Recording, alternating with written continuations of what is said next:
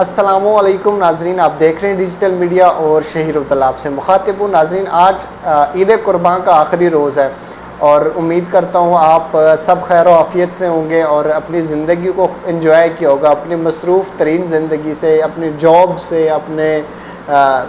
Business से और अपनी डिफरेंट एक्टिविटी से टाइम निकाल के ख़ुद को टाइम दिया होगा। तो हमेशा दुआ है कि आप हमेशा इस तरह खिलते रहें, मुस्कराते रहें। और अगर आपने चैनल को सब्सक्राइब नहीं किया तो चैनल को सब्सक्राइब करें और दूसरों के साथ जो है शेयर करना मत भूलें। तो ये कहानी है जो अशरफ कुरैशी हैं,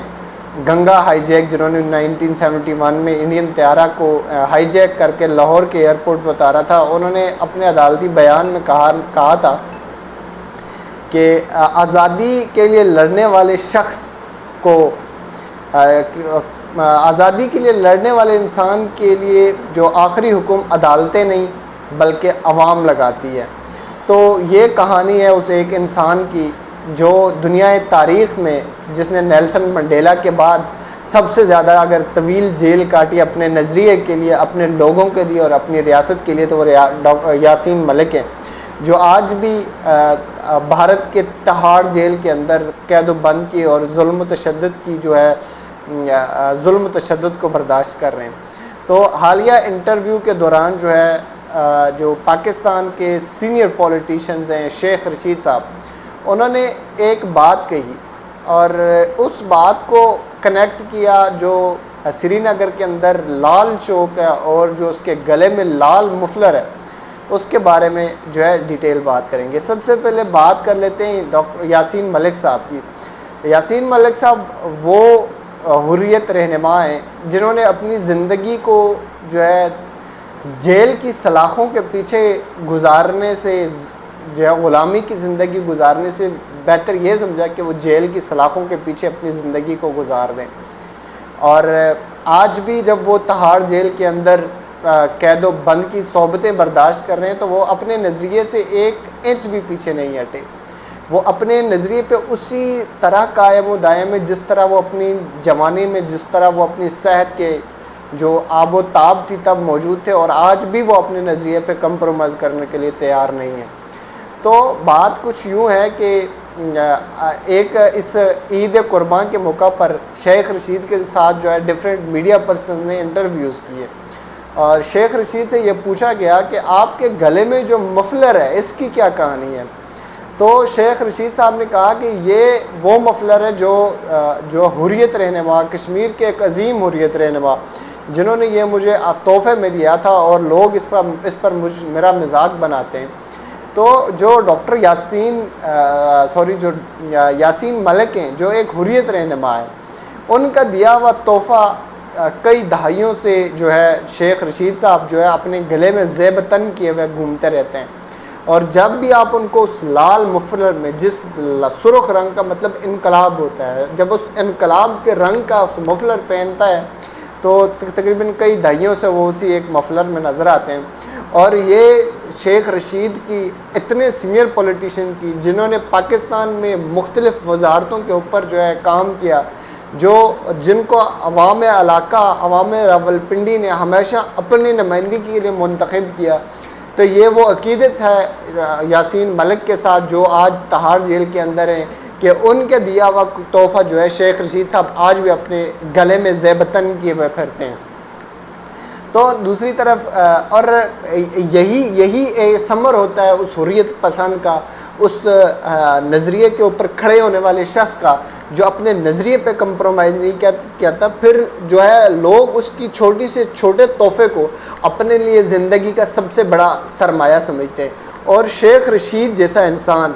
जो पाकिस्तान का एक सीनियर पॉलिटिशियन है, जिसने पाकिस्तान को बहुत कुछ दिया है, अवाम इलाका को बहुत कुछ दिया है, तो वो उस जैसा इंसान जब जो है इस तरह के कम्प्लीमेंट्स देता है, इस तरह की तारीफ़ करता है, तो उसके अलावा फिर इंसान को चाहिए क्या होता है। तो दूसरी तरफ लाल हवेली के अंदर बैठे हुए उस एंकर पर्सन ने जब शेख रशीद से सवाल किया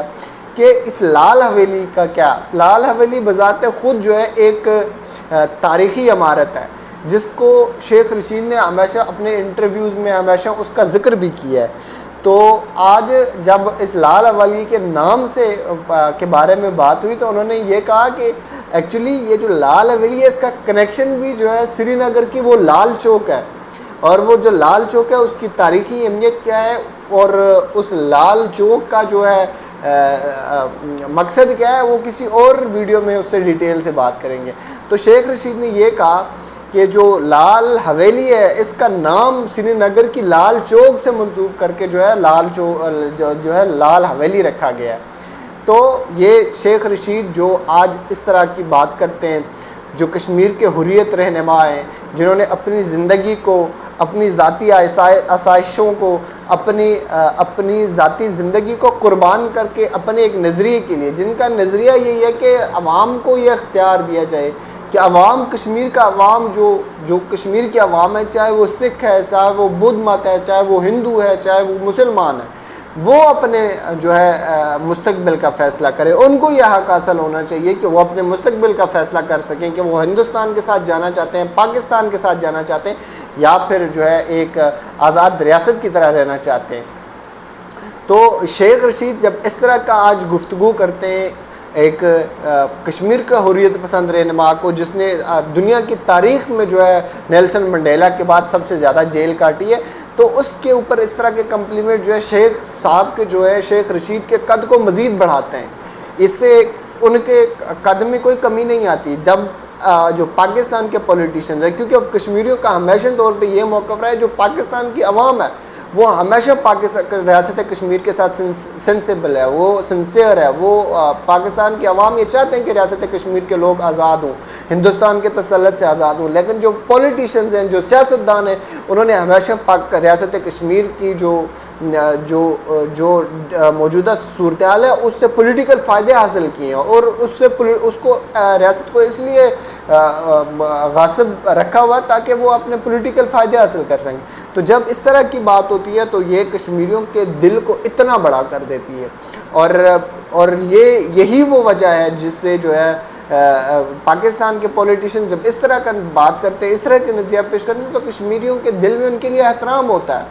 एक मोहब्बत होती है और एक उम्मीद होती है। क्योंकि रियासत कश्मीर अगर अपने आप के बाद किसी से तवक्को रखती है अपने इस भारतीय तसल्लुत को ख़त्म करने के लिए किसी और इंसान के साथ, किसी और रियासत के ऊपर जो इन्हिसार करती है, वो रियासत पाकिस्तान है। हालिया पाकिस्तान और भारत की जंग के दरमियान जो रियासत कश्मीर के अंदर बैठा हुआ नेशनलिस्ट है, जो कौम परस्त है, जो वतन परस्त है, उसने भी ये रियासत पाकिस्तान की जीत के लिए दुआएं की और उसके लिए सोशल मीडिया का भरपूर इस्तेमाल किया। वजह सिर्फ एक ही है कि रियासत कश्मीर के जो बाशिंदे हैं, चाहे वो कौम परस्त हैं, चाहे वो इलाके पाकिस्तान के नज़रिए के हामिल लोग हैं, उनके जब पाकिस्तान और हिंदुस्तान के दरमियान किसी किस्म की खलफशारी होती है या किसी किस्म की नोक झोंक होती है, तो उनका यही ख्याल होता है कि रियासत पाकिस्तान को इसका फ़ायदा होना चाहिए, क्योंकि पाकिस्तान का साथ जो है जो रियासत कश्मीर का एक दिली कनेक्शन है। तो ये सारी सूरत हाल है। तो उम्मीद करते हैं कि इंशाल्लाह जो है रियासत कश्मीर जो है एक आज़ाद रियासत के तौर पे उभर कर सामने आएगी, और रियासत कश्मीर के लोगों को यह इख्तियार दिया जाएगा कि वो फ़ैसला करें कि उन्होंने किसके साथ जो है अपना मुस्तकबिल मुंसलिक करना है, चाहे वो एक आज़ाद रियासत के तौर पर रहें, और अगर इलाके पाकिस्तान की सूरत में वो पाकिस्तान के साथ रहना चाहिए। बसूर दोनों सूरतों में पाकिस्तान का कोई नुकसान नहीं है। पाकिस्तान के लिए तो मज़ीद आसानियाँ होंगी कि अगर रियासत कश्मीर के लोग ये फ़ैसला करते हैं कि वो आज़ाद रियासत की हैसियत में रहना चाहते हैं। बहुत शुक्रिया।